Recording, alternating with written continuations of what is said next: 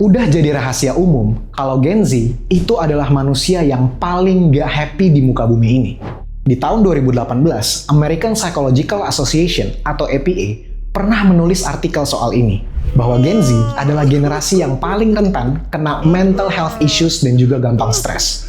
Makanya, Gen Z sering dipanggil sebagai Strawberry Generation. Seperti layaknya buah stroberi, mereka dianggap rapuh dan gampang hancur karena mental yang lemah. Disclaimer, gue juga Gen Z kok. Dan hari ini, gue akan bahas tentang satu buku yang judulnya The Anxious Generation, karya Jonathan Haidt, seorang psikolog yang lewat pengamatannya menemukan beberapa hal menarik seputar kesehatan mental anak-anak dan remaja. Nah, buku ini juga nggak diperuntukkan untuk Gen Z aja, tapi juga sangat bermanfaat bagi kalian yang ingin memahami perkembangan pola pikir manusia. Selain itu, para orang tua muda juga penting banget untuk nonton, karena akan ada banyak fakta menarik yang dibahas. Oke, gua harap dengan konten ini kita bisa belajar bareng ya. Chapter pertama, alasan utama meningkatnya masalah kesehatan mental pada anak dan remaja. Di awal tahun 2000-an, masalah kesehatan mental di kalangan anak-anak dan remaja masih terlihat stabil. Gak ada tanda-tanda krisis kayak sekarang. Tapi, di dekade berikutnya, kira-kira itu mulai sekitar tahun 2010 ke atas lah, semuanya berubah drastis. Masalah kesehatan mental di kalangan anak-anak dan remaja tiba-tiba meningkat dengan cepat. Misalnya, survei dari US National Survey on Drug Use and Health menunjukkan ada kenaikan 145% kasus depresi di kalangan perempuan sejak tahun 2012. Untuk laki-laki, angkanya malah lebih gila lagi, naik 161%. Masalah ini juga berdampak pada mahasiswa, yang mengalami peningkatan sebanyak 134% dalam kecemasan, 106% dalam depresi, dan 57% gangguan bipolar. Dan krisis ini terutama dialami oleh siapa? Yes, Gen Z jawabannya. Bukan generasi sebelumnya. Yang lebih parah lagi, di kalangan perempuan, kunjungan ke UGD karena self-harm itu naik 188% dan angka naik 167%. Sementara buat laki-laki, naik 48% untuk self-harm dan 91% untuk kira-kira apa yang menjadi penyebab dari perubahan besar ini di kalangan Gen Z. Salah satu akar masalahnya itu ada di smartphone. Smartphone inilah yang membuat cara anak-anak dan remaja berinteraksi dan bersosialisasi itu berubah secara drastis. Smartphone mulai booming sejak tahun 2007, dan di tahun 2010-an sudah jadi alat utama mereka untuk melakukan komunikasi satu dengan yang lain. Penelitian menunjukkan kalau anak-anak yang mengakses internet di tahun 90-an dan awal 2000-an malah cenderung lebih bahagia dari generasi sebelumnya. Tapi, tren ini berubah total semenjak smartphone mulai dipakai secara luas. Tahun 2016, sekitar 79 remaja sudah memiliki smartphone. Bahkan, 28% dari anak berusia 8-12 tahun itu juga sudah punya. Lebih parah lagi, menurut sebuah laporan, 46% remaja mengatakan bahwa mereka hampir selalu online. Perubahan sosial ini sering disebut sebagai The Great Rewiring of Childhood. Dan itu ngaruh banget ke kesehatan mental Gen Z. Sejak penggunaan smartphone meningkat, kehidupan sosial mereka sebagian besar tidak lagi dilakukan secara offline, melainkan secara online, lewat media sosial, gaming, dan aktivitas internet lainnya. Karena ini, tingkat kecemasan, depresi, bahkan kecenderungan untuk lebih tinggi di kalangan Gen Z, kalau dibandingin sama generasi-generasi sebelumnya. Fenomena ini gak cuma terjadi di Amerika Serikat aja loh, tapi di Kanada, Inggris, dan negara-negara di Eropa Utara, di mana hal ini menunjukkan masalah global yang serius. Memang, ada faktor lain yang dapat berkontribusi ke naiknya persentase tadi. Tapi, kenyataan bahwa smartphone dan pergeseran dinamika sosial berperan besar dalam krisis ini tidak bisa diabaikan secara cuma-cuma. Pemahaman yang lebih dalam tentang bagaimana teknologi dan interaksi sosial mempengaruhi perkembangan anak-anak dan remaja sangat amat diperlukan guna mencari cara yang tepat untuk membantu kesehatan mental anak-anak dan remaja masa kini. Chapter kedua, permainan yang mengasah imajinasi bagus untuk perkembangan pola pikir anak. Kenapa sih smartphone bisa memberikan efek yang besar pada kesehatan mental anak-anak dan remaja? Jawabannya mungkin nggak cuma soal apa yang mereka akses lewat smartphone, kayak media sosial dan game-game yang bikin kecanduan, tapi lebih ke arah dampak dari menghabiskan waktu yang berlebihan di depan layar. Kalian sadar nggak sih, Kalau sekarang, lebih jarang lihat anak-anak yang main atau berinteraksi secara fisik di luar rumah. Bukan kayak nongkrong, ini lain cerita.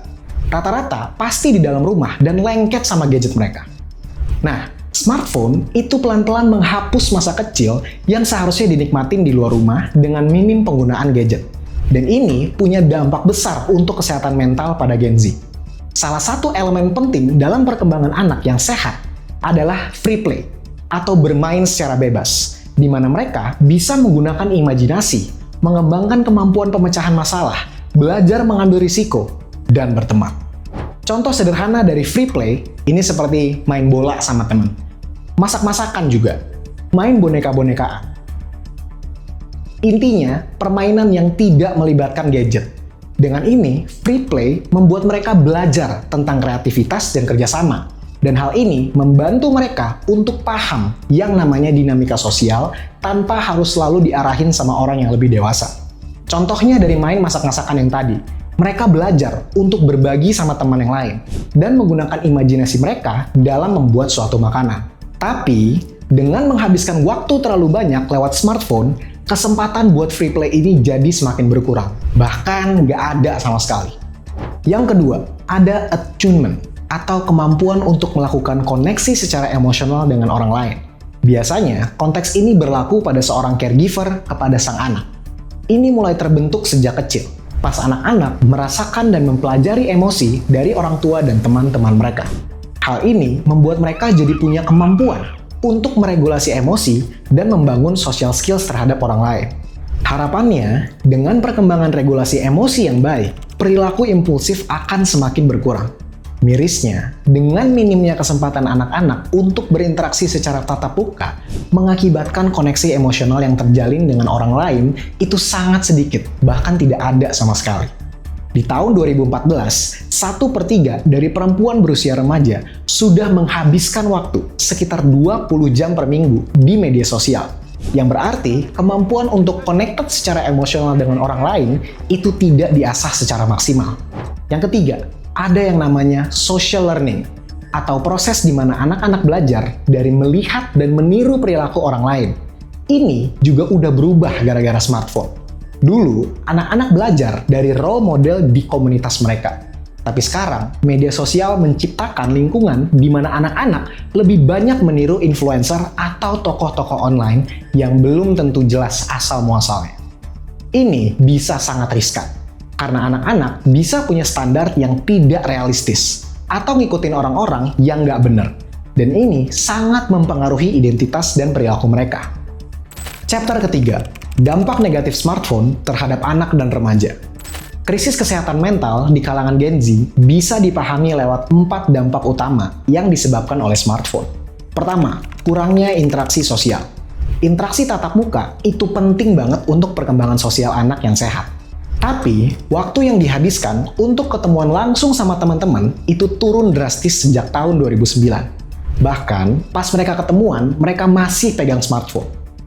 Hal ini mengurangi dukungan emosional yang seharusnya didapatkan sama anak-anak, yang akhirnya mempengaruhi kesehatan mental mereka.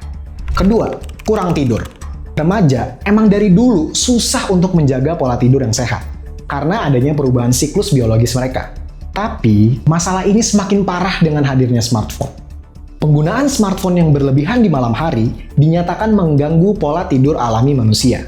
Studi dari 36 penelitian menunjukkan korelasi yang kuat antara penggunaan smartphone dan kurangnya waktu tidur di kalangan remaja.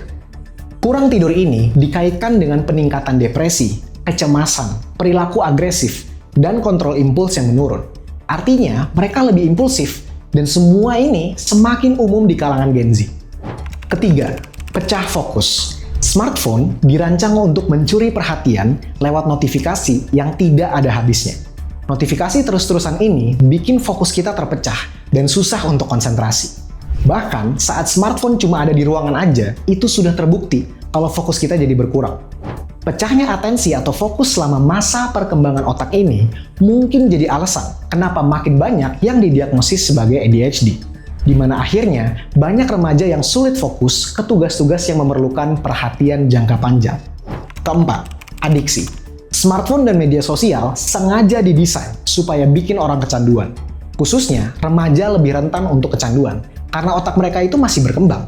Kecanduan ini bisa ngebuat mereka mengalami gejala withdrawal, di mana ada efek fisiologis yang timbul pas mereka nggak pakai smartphone lagi.